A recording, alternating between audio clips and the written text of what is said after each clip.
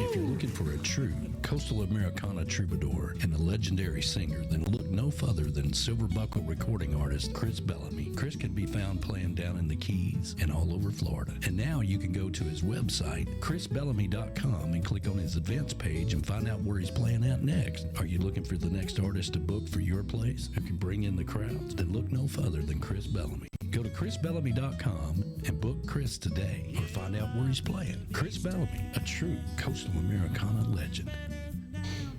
That's right, and definitely a hell of a guitar picker. Oh that's my for sure. gosh! Yeah. You know, I'm in love with watching Chris and listening to him play the guitar. And Yeah, absolutely. Let's see if we can get him in here. There's Chris. Can you hear us, brother?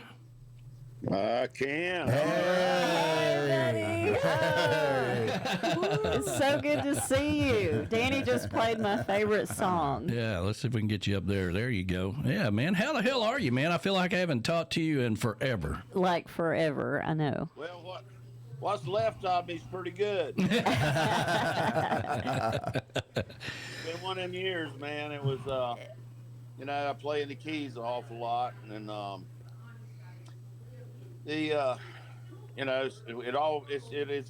it all comes. It like old saying, rains and pours. Yeah. And it sure does. I've probably done over 200 dates this year. Wow. And I needed it because, as you well know, moving is expensive. It certainly is. Yeah. Well, that noise you hear in the background, that's Larice out there. She's telling a big tall story to Uncle Alex. But anyway. Right. So, yeah, we missed you down in the Keys. I know you don't, I know all the reasons why you weren't down there, but we missed, walking over and seeing you play and all that good stuff, But we had a hell of a time down there. It was one of our best years ever. Only thing missing was you. Yeah, man, I hate that. It's just that it's just become just beyond reason to run the tour bus down there, and then have to pay to park at Boyd's. Yeah, and then I'm Key West pink cab at 305-296-6666. They look after me real good, Yeah. But it's still, money's money, and now they've cut my tree down at the Hog's Breath. Yeah. I just I cannot believe that. I can't either, Chris. Yeah, they got rid of the tree. They charge for parking. I mean, Key West has changed so much over the years, but we had a lot of great memories down there too. Yeah, I mean, Dave Goodman lives in Jupiter, which is not far from me, and Dave with Chris Clifton, Dave Goodman, Ken Fradley, just a whole host of people that I work with still. We were all the Hog's Breath guys, Yeah. and it was really, really, really good while it lasted. I understand Charlie Bauer, I won't speak a lot about this, but I believe he has got quite possibly the new tequila bar on top of the southernmost house. Oh, yeah. Yeah, I think that's true. I heard that as well. And of course, the Smoking Tuna is no longer there. They've redid all that, and they're taking it back to I think it's the old plantation or something like that. I forget what it's called, but the Tiki House isn't there anymore. Yeah, they tore down the Tiki House. It's just a gravel just a gravel pit now. Which I thought was interesting. They did it around Halloween and the week before Halloween. And I'm like, man, I don't think it's too smart to take that all the way down to the ground. There was some bodies that came up missing next door at Captain Tony's, and we never really found out what happened to them, but they did. The Tiki House is actually over on Duval Street. Pretty nice place now. It's a little bigger. But, yeah, the old Tiki House is gone. Wow. I hear, I'm in the loop down there. I hear from everybody. But Rolando is my nylon string go-to jazz salsa player. Yeah. and Bradley's there, and you know, but I have so between those two, that's and you know that man, how's he doing? Who's that? Christopher. Yeah. Oh yeah, that guy. He's doing all right. Yeah. Yeah. I you know, my Facebook page just got hacked. Yeah. I was telling him earlier that you reached out to us because you want us to help promote your website, which we're doing now, and we thank you for that. But it all stemmed from the debacle on Facebook. Yeah, what a train wreck, man. I had to get a. I was okay for a new page. I think I have 4 friends. Yeah, so I mean, I'll deal with that as time allows. But the thing that you and I are doing is going to really, I'm really excited about that. You know, with driving traffic to the website, I've got to get. I recommend this to any artist that's out there. You get your website and you drive traffic to your website. Yeah. And you be self-sufficient, because I mean, there's a public figure page, there's a fan page, there's a Chris Bellamy Records silver buckle. There's probably, and they're public figure pages, so God knows how many. I can count 40,000. Yeah. And I can't reach them. You know? So I put up a post about us being on the radio this morning, and as well as the what had happened, and this is really me. Yeah, this is really me. Because that's there's so much. I always look at that. You know, people post all the time. You know, hey, if you get a message from me that's not me, and then we're like, well, who are you now? Yeah. And I don't know how much AI has to do with it, but it's coming. Oh yeah, it's here. Yeah, there's no doubt. All the new phones will have AI in them, and it's, they already do. The new ones that are coming out are more advanced, and all the computers. I mean, in a lot of ways, it's good if it's used correctly. But like anything else, I mean, that's how you get getaway cars, to rob banks. Anything can be used inappropriately. So I mean, it's just another tool. Mm-hmm. Yeah, it's for instance, me and Billy Davidson, my buddy, he books me a lot down in the Keys, and I work with Steve Webb a lot, and both of those guys are just A1 top shelf players. Right. And we do the Lore Life 3 days a week, and Marker 88 up at Pilot House, which is a really cool little. That's where Paul Overstreet sat there. Paul sat in front of me for 2 hours at the Pilot House in Key Largo, and said, "How are you making that sound?" Because everybody is mesmerized watching you play. Yeah. It is just mesmerizing. You are just a master guitarist. Well, thank you for that. I love to play the guitar. I've been underwritten by a new company called Mercury Guitars. A gentleman named Steve Vahaney builds these guitars there in Tavernier, and I don't have it handy with it's in the case, but I mean it's something else. And Steve's a very low profile guy. He was a world traveled. They don't call it marlin fishing on these big programs. They call it a marlin fishing program, where these guys get 401ks, they get health benefits, it's a job. Nice. And he ran one of those for about damn near 40 years, and he always played guitar, and he lives in right there in Tavernier. So I had some problems with some guitars I had, and he's a great luthier, so he fixed all that stuff for me. And then he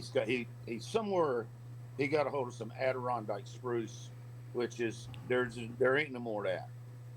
And he bought it off of another luthier that was retiring or dying or something. So I have a new Dreadnought drop dead gorgeous guitar, my acoustic guitar, and it's like it's like an acoustic guitar with a Fender Les Paul nickel. Yeah, Wow. yeah. Yeah, Custom made for you. Like you need to be amplified in one way or the other. I mean, you know, I've always enjoyed watching, you know, even when you were here and playing in the chocolate bar and just having other artists here that just, you know, they just stare at your fingers, you know. Oh, I know. Like, It's how's he, mesmerizing. you know, How's he do that? How's he doing that? Because Chris has got big hands, Yes. and you know it's really hard to see his fingers move. But man, it's magical to sit and enjoy. You could put on a master class, that's for sure. Yeah, yeah, Well, I've had offers. yeah. I'm sure you have. I'm sure you have. What's that young man that won Songwriter of the Year 2024 for Trop Rock Trama? Well, the Horizon Award was Manalo, and I don't know who won the. I know him. I know him. He plays with Donnie Brewer in that crowd. But he was sitting there watching me and Fradley a couple years ago. Yeah. He said, "Your right hand is very deceiving." Was it Jonas Lawrence? Did he win? Was it Jonas? I think it was Jonas. Yeah, I can't remember. Songwriter of the Year? Is that what we're looking for? I don't know. I gotta be honest with you. I gotta be honest with you. We're not. It don't matter. Yeah, we're not in the loop of all that. Yeah, of his. He's good. Yeah, you know, he's a really good writer. Yeah. Chris Clifton has done some of the tracks for him, and Chris is amazing. He's a Stratocaster player. Yeah. But that kid, you know, he recognized that my right hand does an awful lot of stuff, and so that's just growth. You know, I wasn't born doing that. Yeah. No, I get it. That's man. a lot of practice. It takes a lot, and I love it. I mean, I do it all the time, and I've been playing a lot of nylon string here lately. And I got turned on, you know, when Jimmy passed away, God rest his soul. And I bought a collector's edition of the album Equal Strain on All Parts, and it has the New Orleans, the New Orleans Jazz Preservation. Yeah, Yes. yeah. It has a band in there. They turned me on. I got turned on to them through that album at University of Bourbon Street. Yeah. I went, damn, man, that's good stuff. I may not say stuff, but it's. Yeah. Are you still? I know you're a big fan of jazz, and you've gotten into playing a little bit of jazz over the last 2 or 3 years or so, because we've had those conversations. Are you still dabbling in that? Oh, I'm probably doing a little more than dabbling, really. It's where I live now. Is Sebastian, Florida. My gigs are large. I have a really nice, super nice venue up in Melbourne called Nolan's Canteen. I believe that's the name of it. But it's a canteen. It's a 3-story, multi-million-dollar. Listen here. I want to make sure I get that name right. It's Nomad's Canteen. That's right, Nomads. Yeah, we talked about that the other day. Yeah, it's that is a world-class venue, second to none. I have been all over this country for a whole lot of years, and that place. So it lends itself to that, whatever it is you call I do. You're awesome. I call it magic. It is magic. Thank you for that. Eric Erdman was the songwriter of the year. Oh, it was Eric Erdman. Yeah. Eric, yeah, that's exactly who it was. Yeah. Yeah, I like Eric. Yeah, he used to play at a place down in Mobile, and in Spanish Fort. There was a bar that I always kind of hid away at while I was down there, and he would play out on the deck out there. This was years ago. Yeah, man. I mean, you know, a gig's a gig, and I'm not sure what all that crowd's doing. I have not got time to, there ain't enough hours in a day. You know, my BMI affiliation is really grown strong. I've entered their catalog of re-recorded songs by other people. So I have a gentleman that rents a space out. We call it the back 40. I bought an acre down here right off the river. Had a brand new shop. What I did is I bought me a shop that had an old house on it. Yeah. I was going to tear the house down and live in the motorhome until we got, got like wanted. Then Janet and I started fixing this place up, and I'm sitting in the makeshift studio front room, living room right now, until I can get the upstairs soundproofed and dealt with in some fashion. So it'll be quite enough to record in. Right. But in the meantime, the shop is 40 by 30, and it's new, but it's metal and it's loud in there. You know, you hear a dang pine cone can hit the ceiling and sound like a bomb went off. The metal roof. But I'm just gonna set everything up out there because you can't let this stuff sit but so long. Right. Right. And I record to 2-inch Ampex, which runs at 24 inches a second. So that's those great big reels. Yeah. Because that's come back real strong. Really? Oh my God, yeah. They're selling them on you can buy one now on they're refurbished on Sweetwater. They're not cheap. Mine I bought a long time ago, thank God, and it's an original one. And then I use an analog board. I use a 1604 VLZ Mackie, which is a real Mackie. It was made in I think they were made in Oregon or Washington State. So that thing really, it's a great sound. But here's the catch: you have to be able to play the song. There ain't no fixing it in the mix. Oh yeah, absolutely. And I love that. I mean, the stuff that I do, you know, if you listen to it, there's no. I mean, it's very, very easy and approachable to take care of a lot of problems, you know. Yeah. But I don't do that. I play, and then my mastering guy died, David K. Shipley. Right. Yeah. Yeah, bless dang on it. He went to 71, and that was a loss, big time.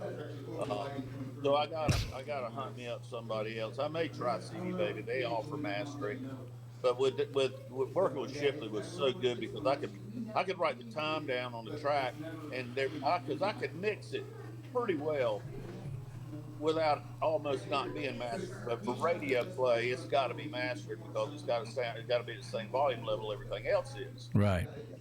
So that's somebody that's missing from one of my boys is missing, but there'll be somebody, I reckon, or either I'll have to learn to do it myself.